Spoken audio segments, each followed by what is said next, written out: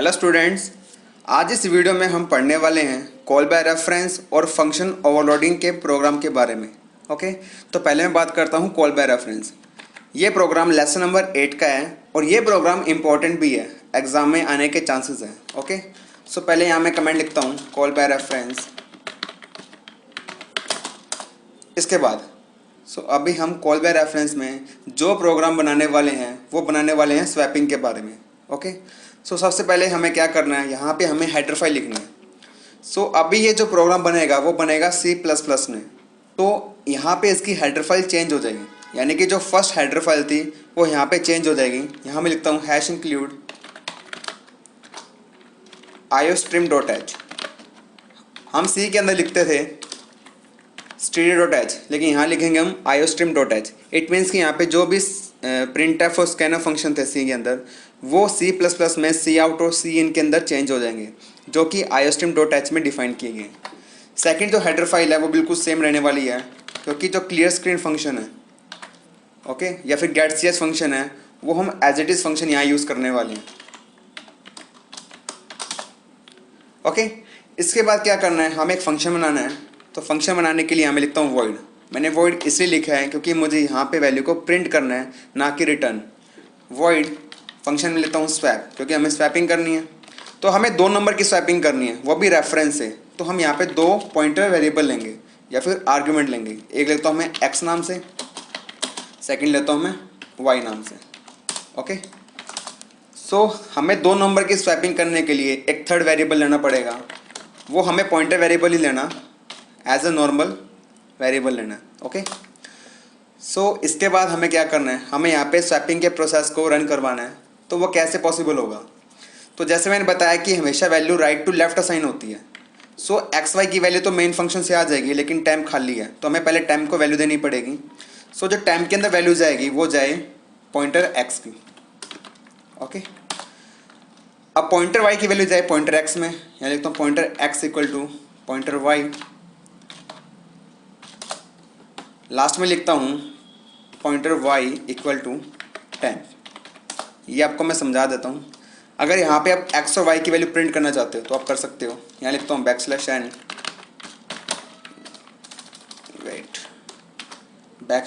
\n value of x. Okay, यहाँ मैं run करता हूँ पॉइंटर एक्स को। यहाँ पे आप सिंपल एक्स को प्रिंट नहीं कर सकते, क्योंकि आपने ऊपर पॉइंटर एक्स को डिक्लेयर किया है, तो यहाँ भी पॉइंटर एक्स को ही प्रिंट करोगे। देन इसके बाद cout वैल्यू ऑफ y। आप मैसेज में कुछ भी लिख सकते हो। ओके, ये मैंने कर दिया ब्लॉक बंद। ये मेरा फंक्शन डिफाइन हो गया। इस फंक्शन का क्या काम रहेगा, यहाँ पहले 2 वैल्यूज़ लेगा और इन 2 वेरिएबल की या आर्गुमेंट की वैल्यू आपस में चेंज हो जाएगी। ओके, यानी कि स्वैपिंग हो जाएगी। अभी हमें x और y की वैल्यू देनी है, तो हमें मेन फंक्शन बनाना पड़ेगा, क्योंकि जो वैल्यू पास होती है वो मेन फंक्शन से होती है। ब्लॉक शुरू, ऊपर जितने आर्ग्यूमेंट है हम नीचे उतने ही एक्चुअल वेरिएबल बनाएंगे। यहाँ मैं नेम लेता हूँ p और q। यहाँ पॉइंटर वेरिएबल नहीं बनाने। ओके, यहाँ लिखता हूँ क्लियर स्क्रीन। देन इसके बाद हम यहाँ पे p और q की वैल्यू कंपाइल टाइम पे भी दे सकते हैं। जैसे लिखता हूँ मैं p equal to 10 and q equal to 20।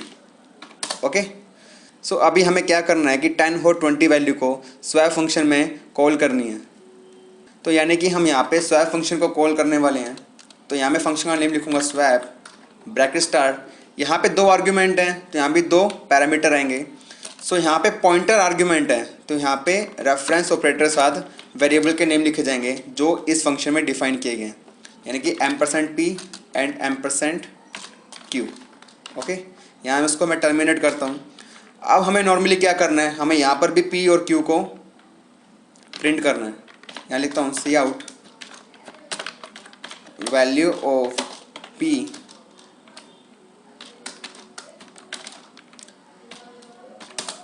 यहाँ आपने नॉर्मल p और q को लिखा है, तो यहाँ भी p और q को लिखोगे। यहाँ पे कोई भी साइन को यूज़ नहीं करना, यहाँ लगाना पड़ेगा \n value of q।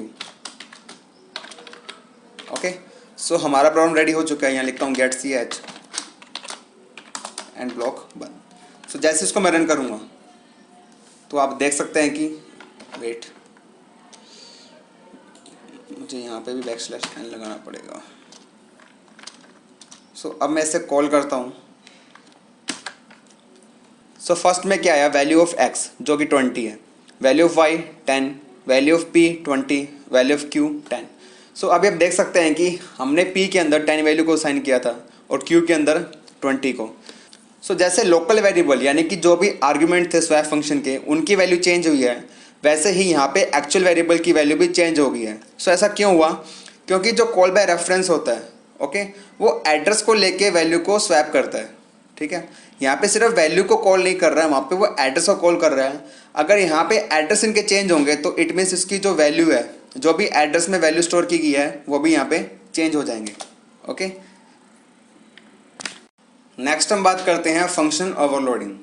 Function overloading किसे कहते हैं, अगर आप एक ही फंक्शन का यूज़ एक ही प्रोग्राम में बार बार कर रहे हो, यानी कि फंक्शन ओवरलोडिंग वो होता है कि जब एक ही नेम को एक ही प्रोग्राम में बार बार यूज़ किया जाता है, चाहे उसकी आर्ग्यूमेंट लिस्ट डिफरेंट हो, चाहे उसके टास्क डिफरेंट हो, लेकिन आप एक ही नेम का यूज़ बार बार एक ही प्रोग्राम में कर रहे हो, उसे बोलते हैं फंक्शन ओवरलोडिंग।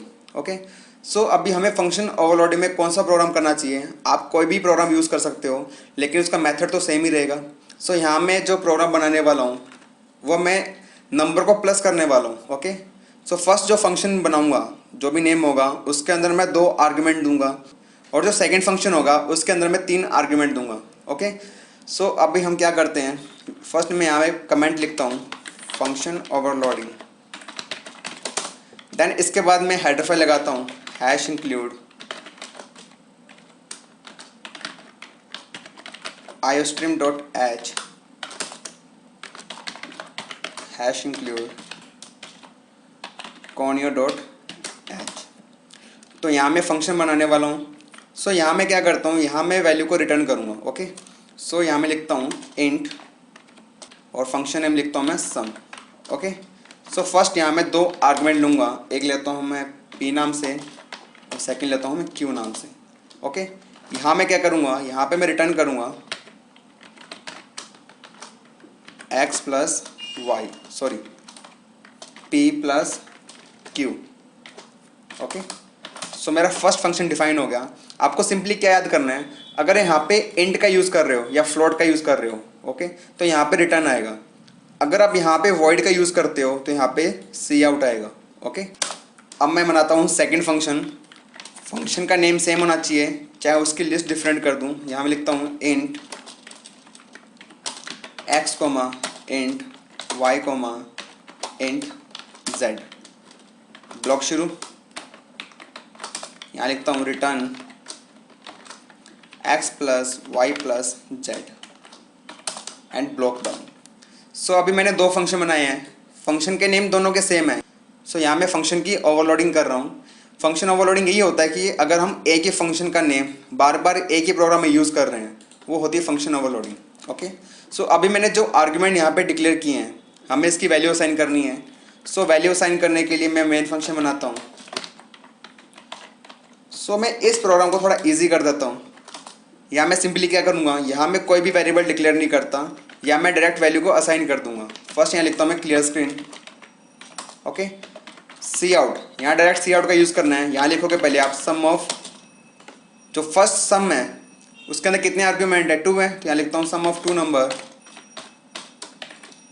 ओके, यहाँ मैं फंक्शन को कॉल करता हूँ, फंक्शन नेम है सम, यहाँ मैं 2 वैल्यू असाइन कर दूंगा। यहाँ मैं लिखता हूँ 10, 20।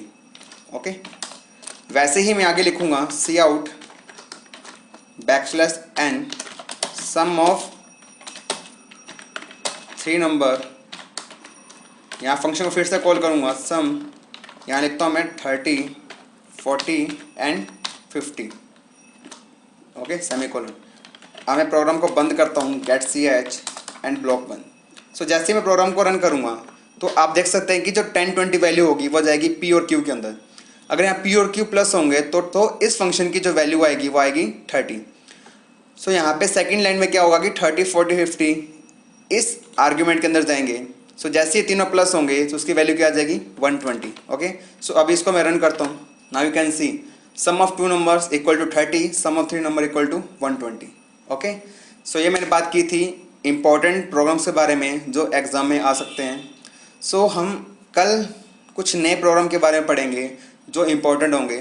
तो मिलते हैं फिर नेक्स्ट वीडियो में, तब तक के लिए बाय बाय।